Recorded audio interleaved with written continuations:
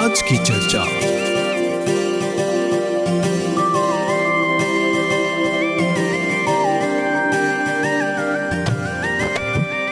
नमस्कार। आज की चर्चा प्रोग्राम में मैं किरण आप सभी का स्वागत करती हूँ।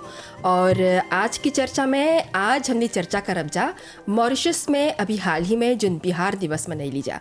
बिहार दिवस के मॉरिशस में कौन सार्थकता कौन रेलेवेंस बा, मॉरिशस में बिहार से जुड़ल जौन संस्कृति बा वो कैसन बा, और आज अभी हाल ही में जौन बिहार दिवस मनैली जा ओकर अंतर्गत जौन भी सांस्कृतिक गतिविधि चलल ओकर से कैसे हमनी मॉरिशन वासी लोग के जे लोग के पूर्वज भारत से अलन जा, हमनी के अस्मिता, हमनी के आइडेंटिटी, हमनी के पहचान जुड़ल बा, इस सब पर आज के चर्चा आधारित रही। और आज हमनी के मेहमान हवन श्री मोहरलाल चमन जी। श्री मोहरलाल चमन जी नमस्ते। नमस्ते। आप एगो संगीतकार हवा, भोजपुरी स्पीकिंग यूनियन के एग्जीक्यूटिव मेंबर हवा और साथ में एगो समाज सेवक भी हवा। और आप बहुत गहरा रूप से हमनी के संस्कृति मतलब कि भोजपुरी संस्कृति, बिहारी संस्कृति से जुड़ल हवा। और आज इस कार्यक्रम में आपके स्वागत करते हुए हमके बहुत खुशी हुआ था। श्रोता और दर्शक को भी नमस्ते। नमस्ते। तो सबसे पहले श्री चमन जी आप ये बतावा कि अभी हाल ही में गत सप्ताहांत के एगो भव्य कार्यक्रम चलल इंदिरा गांधी सांस्कृतिक केंद्र में, जहां देश के हमनी के गणराज्य के राष्ट्रपति के साथ हमनी के प्रधानमंत्री और अनेक दिग्गज मेहमान उपस्थित रहलन जा। और भारतीय उच्चायोग के सहयोग सौजन्य से ये कार्यक्रम के आयोजन होल और एक में मॉरिशन लोग खूब भारी संख्या में जुड़ के ई प्रोग्राम के सफलता में भाग लेलन जा। तो ई जब हमने ऐसन बड़ा दिन मनैली जा, 3 दिवसीय एगो कार्यक्रम रहल, तो सबसे बड़ा सवाल तो ई है कि मॉरिशस में बिहार दिवस मनावे के कौन सार्थकता, कौन रेलेवेंस, कौन मतलब बा, थोड़ा समझावा। जैसे आप ही बोल रहा कि हमने के ज़्यादा पूर्वज जो है बिहार से आल रहन जा, तो स्वाभाविक है कि जब हमने के पूर्वज बिहार से आल, हमने के बिहारी दिवस मनाई चाहेला। कलकत्ता दिवस या दिल्ली दिवस या मुंबई दिवस से थोड़ी मनाव से ना।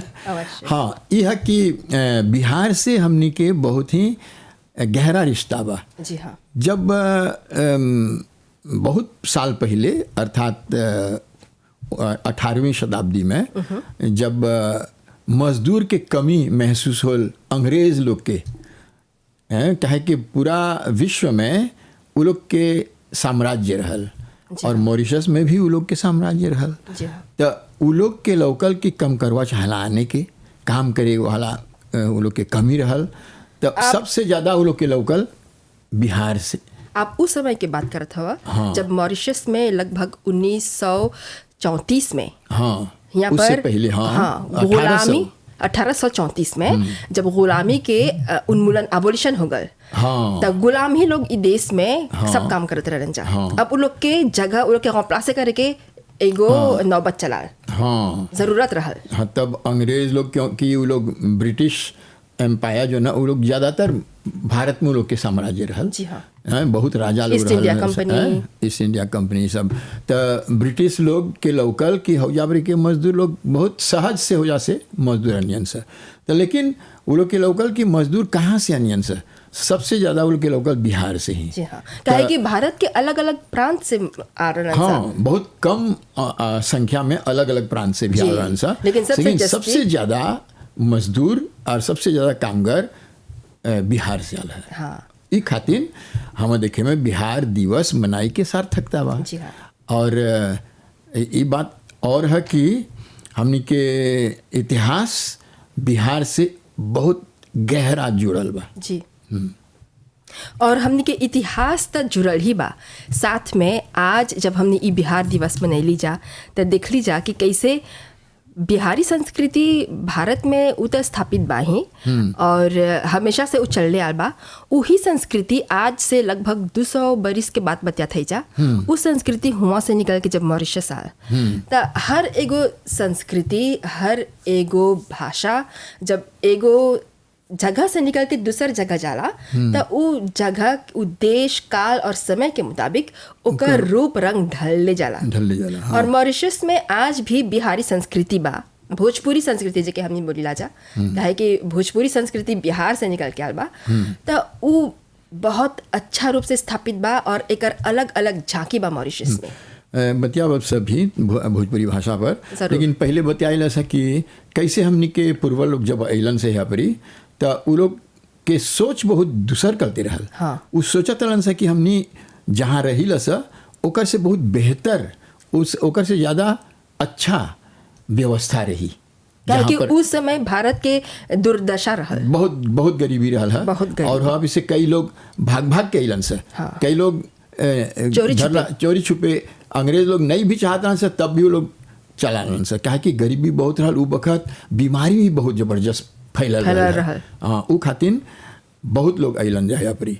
लेकिन जब अलन जा यहाँ परी देखलन जा कठिनाई, देखलन जा कि हौजा से बदतर जिंदगी है जा परी बा, तो उ लोग के एके गो सहारा रहल अपन संस्कृति, अपन धर्म और अपन इष्ट देव, राम के शरण, भगवान के शरण, रोज भगवान के पूजा, एका में वो लोग जुट गए सर।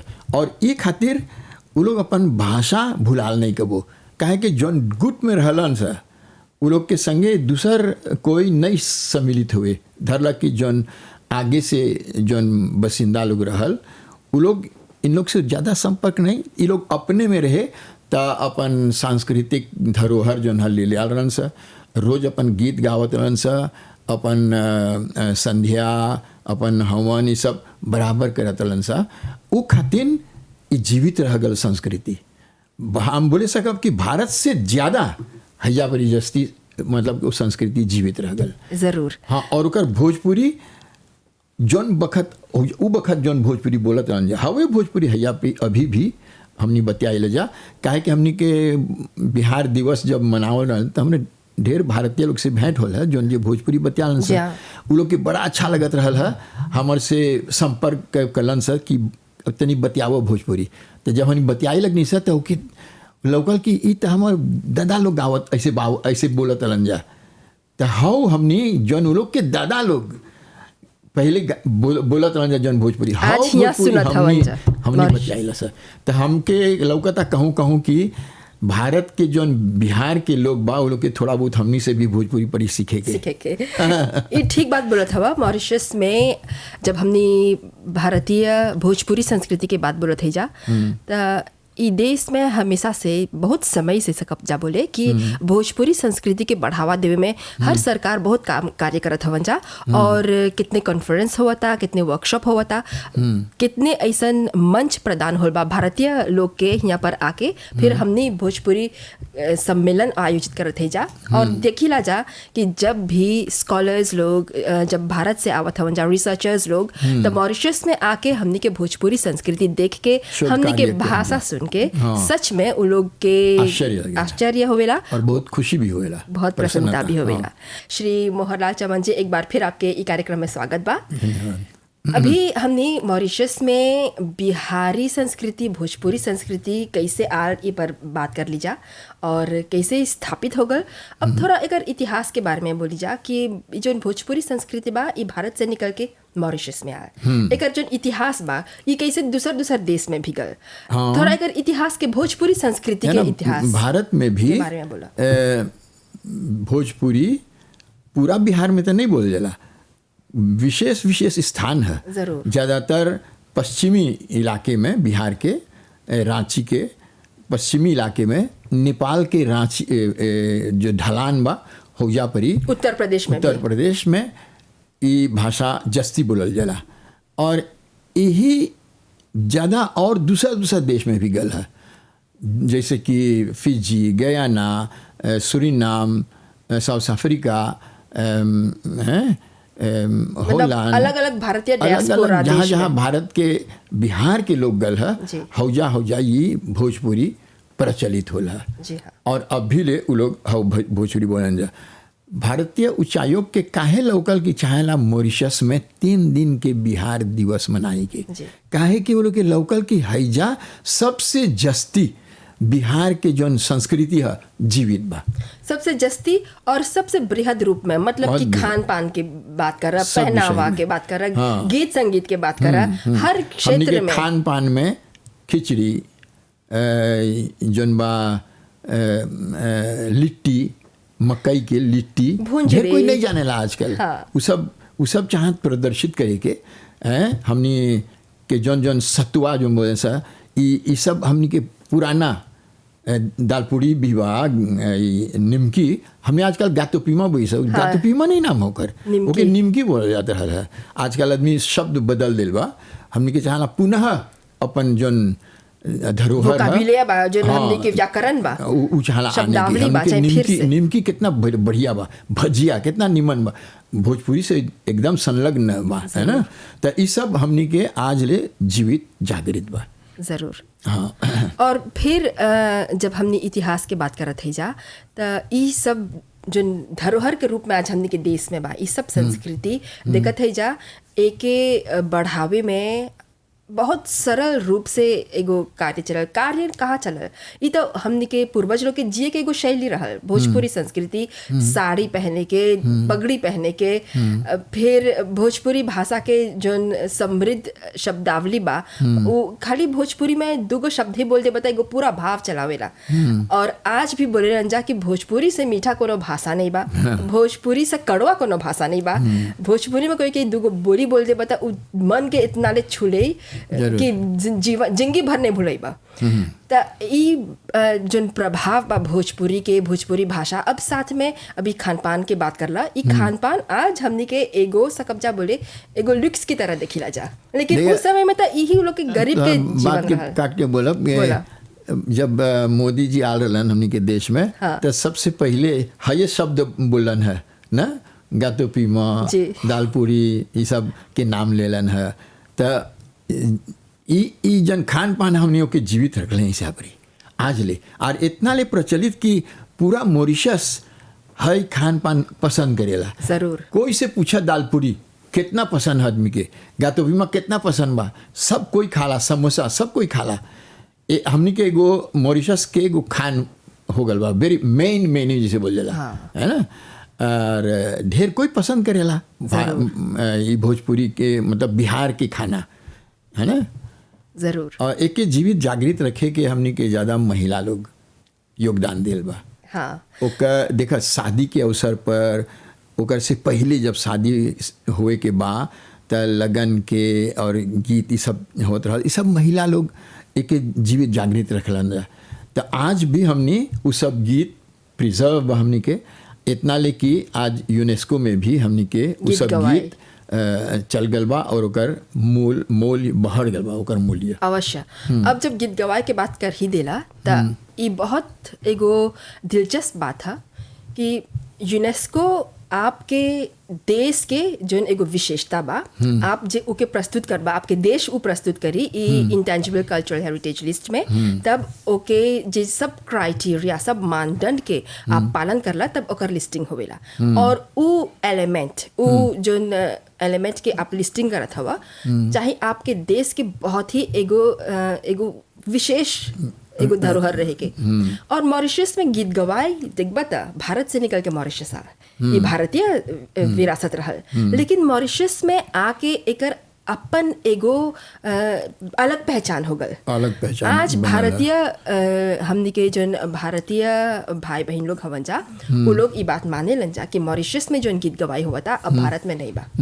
और खाली गीत गवाई नहीं, हम जोड़े चाहते नहीं है ये जब जिस समय है गीत गवाई गल है यूनेस्को में ओकर संगे चाहत और एगो चीज़ जोड़े के। हमनिया होली, रामनवमी, कृष्णाष्टमी के अवसर पर एगो गीत चलेला जेके बोलिया से हमने चौताल, धमार और चौताल हई ऐसन एगो गीत है जौन जे भारत में अभी भी नहीं बा जी।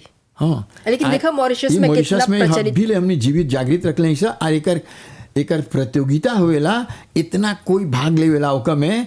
अभी ले भी अभी हाल में होली के अवसर पर चौताल के प्रतियोगिता होल है के कितना केंद्र है, मोताइलोंग है, ऐसे ऐसे जगह जहाँ पर ये हमेशा प्रतियोगिता होल करेला। हम ही तक बहुत बार मोताइलोंग के नीलकंठनाथ शिवालय में जूरी कर ले हैं और बहुत खुशी होएला जान के कि हई जो एगो स्टाइल ऑफ सिंगिंग बा, एगो गायन शैली है, ये अलग शैली है, कोनो दूसर देश में नहीं बा। हाँ, हमने अभी ले जीवित रखना। ये सब भारतीय लोग सुन के वो लोग के आश्चर्य लगेला कि इ त हमनी के पुरखा लोग गावत रहन से हमनी त अब नहीं गाइला सर, है ना। मैथिली बा गावेला मैथिली ठाकुर, जी। लेकिन हई चौताल होला हम आज ले नहीं सुन रहे हैं। और चौताल की जब बात करत हवा त एकर पर भी शोध काफी होल बा। और आप मन बा कि चौताल एगो बखत रहल आप्रवासी घाट के ओर से जो शोध होल बा ओकर में बड़ा आदमी लोग बोले हवा जा कि चौताल ठोकात रहल 40 दिन अगते बैठका में। और एकर में पुरुष लोग भाग लियन जा, पुरुष लोग के खाली पुरुष लोग गावत रहन जा, केवल लेकिन पुरुष। आज देखत है जा कि एकर में महिला भी जुड़त हवन जा। और जैसे यूनेस्को गीत गवाई में भी महिला लोग सबसे ज्यादा जी। योगदान दिलवा, लेकिन आजकल पुरुष लोग भी गावता। अवश्य। तो कोई मना ही नहीं है, मना ही नहीं है। हाँ। और जब हमने महिला की यहाँ बात करत है जा तो महिला के सबसे आगे फोरफ्रंट में लावे के यूनेस्को के एगो प्राथमिकता है। तो जब चौताल में महिला लोग भी आवत हवन जा तो एकर एगो अब दूसरा डायमेंशन में एगो दूसरा प्लेटफॉर्म एगो मंच अब तैयार हो गल बा। और अभी गीत गवाए के जब बात करत रही जा, गीत गवाए आज मॉरिशस के बहुत गर्व बा कि एगो भारतीय संस्कृति मॉरिशस ओके कस्टमाइज करके अपना के बढ़ावा देवता। ऊ ओके सकल यूनेस्को तक प्रस्तुत यूनेस्को, करे। हाँ, और आज ई गीत गवाई आज बहुत ही मॉरिशन, पूरा मॉरिशन धरोहर है। और ये बहुत गर्व के बात है कि हमने ऐसन स्थान पर पहुंच गए है जा।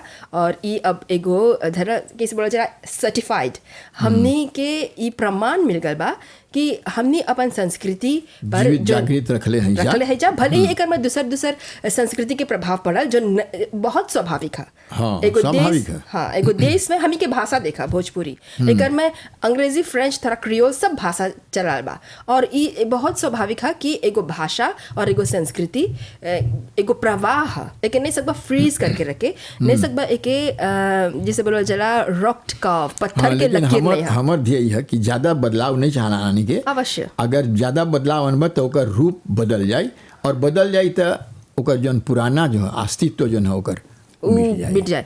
एकदम सही बोल रहा चमन जी। हमें बदलाव आने के बात नहीं करत है जा, ओकर में जो स्वाभाविक परिवर्तन आवेला स्वाभाविक रूप से, जो आप भी ओके स्वीकार बा, जो विरासत के ठेकेदार हवन जा वो लोग भी स्वीकारियन जा। ऐसन बदलाव जो स्वाभाविक रूप से चलावेला वो बहुत स्वाभाविक है। और इंटेंजिबल कल्चरल हेरिटेज कन्वेंशन में ये बात के बहुत स्पष्ट रूप से बोला गया बा कि एगो संस्कृति और एगो भाषा के नहीं सकबा फ्रीज करे, वो एगो प्रवाह थोड़ा बहुत आत्मसात कर ले जाए दूसर जुन ओकर सामने आवता। और मॉरिशस के भोजपुरी संस्कृति के आज एगो बहुत अलग विशेषता बा, बहुत समृद्ध विशेषता बा। और अभी आप औरत लोग के भागीदारी के बात करला, हमने के भोजपुरी संस्कृति के बढ़ावा देवे में खास तौर पर बहुत योगदान है। जी हाँ, आज हमने बिहारी संस्कृति भोजपुरी संस्कृति पर बात करत है जा, देखत है जाके कैसे आज भी हमने के जो बिहारी संस्कृति हमने के पूर्वज लोग 200 बरिस आगे, लगभग 200 बरिस होई के बा ई देश में अनन जा, कैसे आज ओकर रूप रंग बा मॉरिशस में, कैसे आज भी हमने ई संस्कृति के उत्सव मनावत है जा। और ई कार्यक्रम के हमने के आज मेहमान हवन श्री मोहरलाल चमन जी। श्री चमन जी, अभी जितना बात कर ली जा और यहाँ तक पहुँच ली जा कि औरत महिला लोग के भोजपुरी संस्कृति, भोजपुरी गायन, ये गीत गवायु सब में बहुत बड़ा हाथ रहल बा। अब गायन के अलावा देखते है जा कि रीति रिवाज जब बात करबा, काली माई पूजा, जोन काम के गीत बा, जत्सार बा, काम करते हुए लोग जोन गीत गावेलन जा, सबसे जस्ती पहनावा के बात करा, श्रृंगार के बात करा, इस सब में महिला लोग के बहुत बड़ा हाथ रहल बा इस संस्कृति के जीवित रखे में।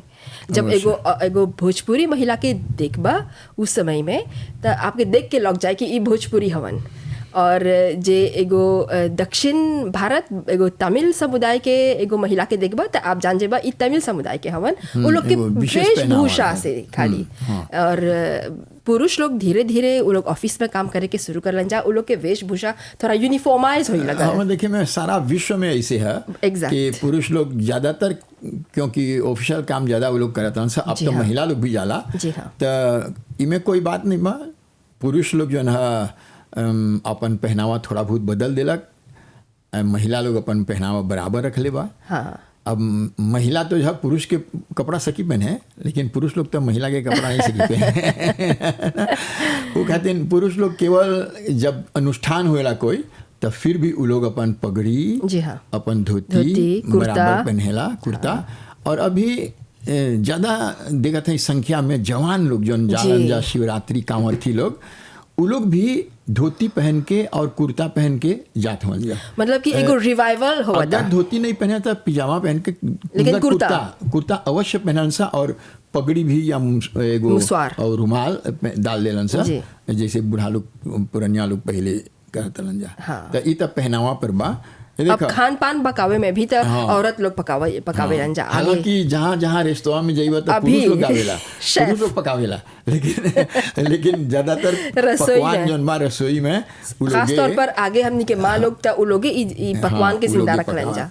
हाँ, तो केवल खान पान और पहनावा में नहीं, जी हाँ, ड्रामा के क्षेत्र में भी, थिएटर के क्षेत्र में भी भारत में बहुत ऐसे थिएटर बिहारी कल्चर के दर्शावे के है। अभी देखा था एगो जागरण होल बा, और मॉरिशस में भोजपुरी में नाटक बहुत कोई करा था।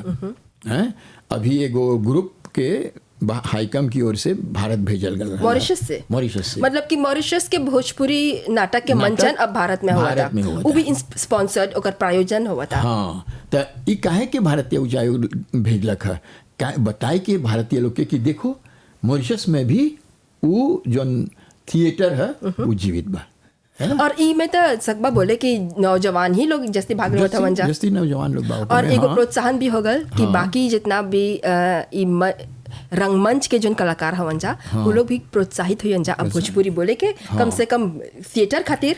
और जब थिएटर खातिर सिखबा था तो रह जाए।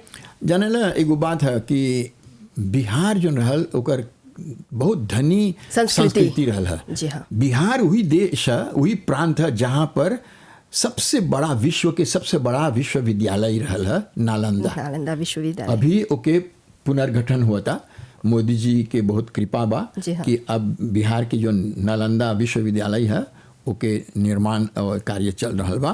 तो ओकर खातिर हम बोले चाहते हैं कि सांस्कृतिक एगो केंद्र रहल, पढ़ाई के एगो केंद्र रहल, उ खातिर हो जा अपनी ढेर कवि, ढेर लेखक, ढेर कलाकार पैदा होला। और उ खातिर मॉरिशस में भी जब उनकर पूर्वज लोग अलन है पर, तो उ खातिर हैजा पर भी वही प्रकार के बड़ा बड़ा कलाकार पैदा हुआ था, लेखक, कवि, नाटककार, संगीतकार।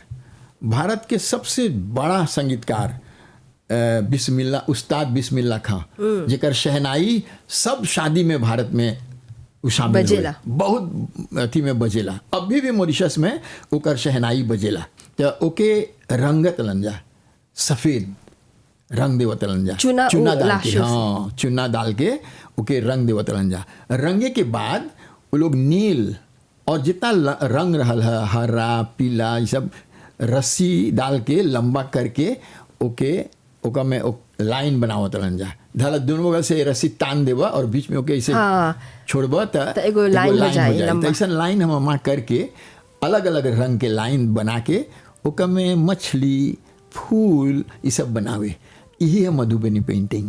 हाँ, तो ये पुराना समय जोन रहल है, उस समय में सबको अपन घर ऐसे रंगे। और वही मधुबनी पेंटिंग अभी भारत से मॉरिशस में भी शुरू होल बा।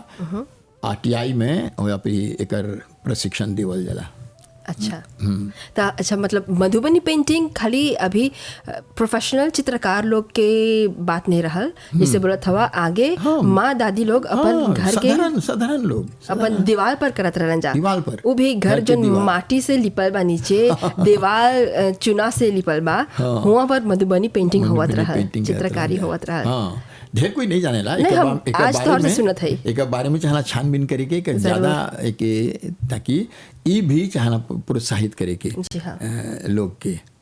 अब ओकर बात छोड़बा तो हमनी के खान पान भी है ना। तो ओकर बारे में बतियाई नहीं सर थोड़ा सा जरूर। अभी, थोड़ा घड़ी पहले। जरूर। और मॉरिशस में जो भोजपुरी खाना बा और भारत के भोजपुरी खाना वो अभी थोड़ा अलग हो गल बा, लेकिन एकर स्रोत तो हौजे से बा, लोरिजिन हौजे से आल। यहाँ पर बनाए के थोड़ा ओकर तरीका बदल गल, शब्दावली भी शायद। और यहाँ पर भाजी जब भूंज बताओ के भुंजरी बोलल जला, मुरुंग के भाजी। हाँ, यहाँ पर मार छौका होवेला, यहाँ पर भी खिचड़ी होवेला, लिट्टी जो आगे गरीब के खाना रहल। आज देखते जा मॉरिशस में जब एगो परिवार में लिट्टी बनेला त सब कोई कितना खुशी होके खालन जा, जबकि ई गरीब के खाना रहल। और आज जेके हमने विरासत के रूप में देखत है जा, हमने खातिर ई एगो लेगेसी, एगो हेरिटेज है। ई हमने के पूर्वज लोग के साधारण सादा जीवन के एगो झांकी है। मतलब कि ई सब वो लोग जिले हवन जा गरीबी में, और यही से वो लोग के जीवन के सफलता तय होल। और आज यही संस्कृति के बलबूते, यही पहचान के बलबूते आज हमने यहाँ ही सा। और मॉरिशस में गिरमिटिया से सरकार तक के सफ़र हमने तय कर ले है जा श्री मोहन जी। एगो बहुत कठिन सफ़र रहल बा, बहुत कठिन सफ़र, जहाँ पर गरीबी में ये सब संस्कृति के जिंदा रखल गल बा। जिंदा रखा हम ही रखत है जा, लेकिन ये सब तो वो लोग के जीवन रहल, लोग जियत रहलन जा ई सब। हाँ जी हाँ। कहे कि वो लोग के बहुत ही कठिनाई हमने सोचे नहीं सकब सर कि वो लोग कितना यातनाएं सहले हों जा, कितने कठिनाई सहल हों जा। हमके याद बा हमारे दादा हमने से हमारे बाप से बोले रहल, तो हमारे बाप हमके सुनैले रहल कि वो वक्त ताबिस्मा जो है एक गो अलग इलाका रहल है तू एगो ताबिस्मा से निकल के दूसर में जाइबा तो जुर्माना हो रहा है। हाँ, काहे कि फ्रीडम ऑफ मूवमेंट नहीं रहल, तोहरा दुआ नहीं रहल, अधिकार नहीं रहल अपन ताबिस्मा छोड़ के बिना पास के दूसर जगह जाए के, तोहरा सौ जीजे पकड़ के हाँ वेग्रान डिपो भेजल जात रहल। हाँ ओके कैसे दंड देवल गल रहल, ओकर हाथ और पैर बांध देलन जा ऊपरे एगो अथी में खंभा ऊपरे जोन अथी रहेला लकड़ी, ओका में पैर और हाथ दोनों बांध देलन जा और बीच में सील रख देलन जा पेट पर। ऐसे रहल बा दिन भर। हाँ, ऐसा कठिनाई वो लोग के सही के पथल। ओकर बावजूद भी जब वो लोग शाम में भेंट होतलन जला तो वो लोग अपन सब तरह के गीत, अपन इष्ट देव के पूजा पाठ इस सब में बहुत ध्यान नहीं होता। आजकल हम यहाँ सुविधा बहुत बा जरूर, लेकिन इस सब पर ध्यान कम देवे जा। ये खातिर प्रार्थना है हमनी के जनता से कि कोशिश करे चाहला हमनी के जो नया पीढ़ी आवता वो लोग के सब जनाई के जरूर ना, वो लोग के सब से अवगत करे के। और हमनी के जितना जगह है जहाँ हमने जुटी ल जा, जैसे मंदिर है, बैठका है, इस सब में चाहना जाए के और जाके इन सब बातों पर सुने के। कुछ लोग हैं जो इका पर प्रकाश डाली और लोग के चाहना जनाए के और के जीवित रखे के। हमने के जितना संस्कृति बा वो सब जीवित रखे के, है ना। चमन जी, अभी जब आप बोलत हवा कि चाहे युवा पीढ़ी के बात करला तो एगो ट्रेंड चला बा अभी बोलला कि आजकल नौजवान लोग बहुत सुंदर रूप से अपन पारंपरिक कपड़ा पहन के पूजा पाठ में विशेष अवसर पर भाग लेवत हवन जा।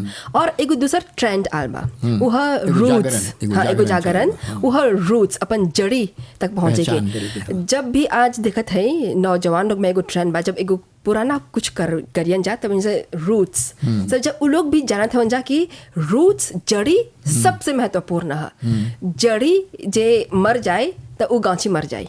जे कोनो भी संस्कृति, कोनो भी पेड़ के आप फलत फूलत दिखबा तो वो जड़ी में चाहे पानी डाले के।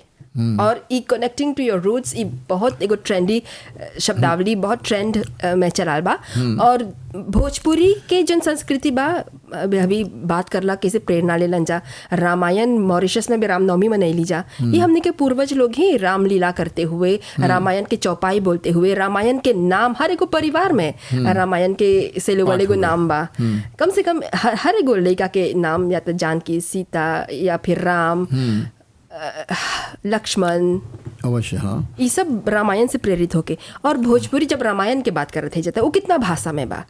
भारत के बिहार और उत्तर प्रदेश में ही मगही, अवधी, कैथी कितना भाषा बा। लेकिन इस सब में से सबसे प्रचलित बा भोजपुरी। भोजपुरी जी। भोजपुरी जो ना भाषा जो है वो सब सम्मिलित लेके चलेला। जी हाँ। अगर भोजपुरी के विकास करल जाए, सब कोई भोजपुरी बतियाई अच्छा से और भोजपुरी भाषा विकसित हुई तो ओकर संगे संग वो पूरा संस्कृति चली, क्योंकि वो एगो व्हीकल है। जरूर। Language is vehicle to culture, है ना। तो सब हमनी के जितना हमनी अपन परिपाटी हमनी के वो सब भाषा से ही चली। ई खातिर ज़्यादा बल चाहला हमनी के भोजपुरी पर देवे, भाषा पर देवे के। भाषा भोजपुरी भाषा सब कोई के चाहला, सब कोई जाना बतियाई, लेकिन कोई कोई हिचकिचाला बतियाई के, कोई सोचेला कि क्या मतलब हम थोड़ा से गलती कर दे। नहीं, कोई बात नहीं, गलती रही तो कोई बात नहीं। यही तरह से भाषा जिसे तुम्हें बोल रहा कि कुछ ऐसे शब्द है जो उनमें शामिल हो जाला, मतलब चेंजेस सम्मिलित थोड़ा हो जाला। बहुत, हाँ थोड़ा बहुत होगा। हाँ, अब भोजपुरी भाषा के शब्दावली देखा हमनी के मॉरिशस में कितना भाषा बोली ला जा। भोजपुरी और क्रियोल दूगो सबसे प्रचलित भाषा बा। क्रियोल में कितना भोजपुरी शब्द चलाल बा, तब वैसे ही हर एगो भाषा के प्रभाव दूसर पर पड़ेला। और जब एगो हमनी के देश के शोभा यही है, हमने एगो बहुसांस्कृतिक देश में जी राजा, यहाँ पर हर एगो संस्कृति के थोड़ा प्रभाव दूसर पर पड़ल बा। हमने की सुंदरता यही है। आगे के समय सबके दाम बढ़ल जाता तो वो दाम मोटे हो गए बा। अब बढ़ल जाता थोड़े ही बोले सबके मोटे हो गए बा बोले से। और फिर आगे के समय में देखा जब कहूँ चल बा सीमा में एगो बड़ा आदमी के नमस्ते नहीं बोला तो न राम न रहीम न राम न सलाम। सीमा में हाँ, ये तो सीमा भोजपुरी भी है, सीमा भोजपुरी भी है, भोजपुरी है, जाना ना एगो सीमा तक, हाँ है बोला ना एगो सीमा तक बाउंड्री। लेकिन मॉरिशस में शोमा से बड़ा सीमा हो। अब सीमा में चल बा बड़ा आदमी के नमस्ते नहीं करते न राम न सलाम। यहाँ पर भी देखा था उर्दू और भोजपुरी के सम्मिलित हो गए बा। और ये मॉरिशस के सुंदरता है। क्या कि बिहार में उर्दू के भी प्रभाव रहल है। हाँ। उर्दू अभी बोला सबसे बड़ा संगीतकार वहाँ से बिहारी संस्कृति के बारे में इतना बोल ली जा। अब हमने के थोड़ा देखी जा कि कैसे हमने के जो पहचान बा ई संस्कृति खाली किसे बोली ला जा शोभा के बात नहीं है। ई संस्कृति एगो धरोहर है, बहुत महत्वपूर्ण बहुत देवत हो जा महत्व। हमने के जितना त्योहार मनाई ला जा, हमने के जितना परिपाटी है, हमने के संस्कृति के जीवित रखे खातिर, जैसे हम देखा थे आजकल छठ पूजा हुआ था, जो उनकी पहले नहीं हुआ रहा है, लेकिन अब हमने शुरू कर ले हैं जा। और कुछ ऐसे हैं जो बहुत पहले से होत रहा है, लेकिन छोटा पैमाने पर नहीं होत रहा, आदमी उतना जाने नहीं। जैसे अगर पानी नहीं बरसे तो हर पर औरी गावल जाता है जमे पानी बरसी हाँ, तो ये सब अब देखा था फिर से ये सब शुरू होल बा। तो हमने के चाहला अच्छा तरह से ये सब के आयोजन करेंगे। और हम देखा था जवान लोग भी ज़्यादा भाग लेवता है में, वो लोग ही ऑर्गेनाइजे करता है, वो लोग सब संयोजन करत हों जा, आयोजन करत हों जा, जबकि बहुत ज़रूरी बा, बहुत अच्छा बात बा। जब ले ई धरोहर के जिम्मेदारी नवा पीढ़ी नहीं ले, जिके बोलल जाला ट्रांसफर ऑफ हेरिटेज लेगेसी, तब तक ये जीवित नहीं सकी रहे। ये एगो खुशी की बात है कि वो लोग इनमें दिलचस्पी रखा था और वो लोग खुद आयोजन करत हों जा। अभी गंगा तालाब में हम सुना था बड़ा रूप में रामनवमी के त्योहार मनावल जाता। तो ये बहुत अच्छा बा। रामनवमी हमनी के लिए एगो बहुत ही आवश्यक एगो त्योहार है, जहाँ पर राम के ओकर चरित्र के आदर्श रूप में लोग के चाहना जाने के, और जो नवा पीढ़ी है वो लोग के ताकि अनुकरण करियन से जनियन से के है राम के है, ओकर बारे में ज़्यादा चर्चा हो चाहला। ओकर बारे में प्रतियोगिता, संगीत प्रतियोगिता, पेंटिंग कंपटीशन, ये सब चाहला प्राइमरी स्कूल से ही शुरू करेंगे। हमें देखे में तब और ज़्यादा लोग इस सब में दिलचस्पी रखें जी। श्री चमन जी, कार्यक्रम के अंत तक हमने पहुँच कर है जा। आज आप अपन फजीर के आप अपन कीमती समय निकाल के ई कार्यक्रम में उपस्थित होइला MBC के स्टूडियो में।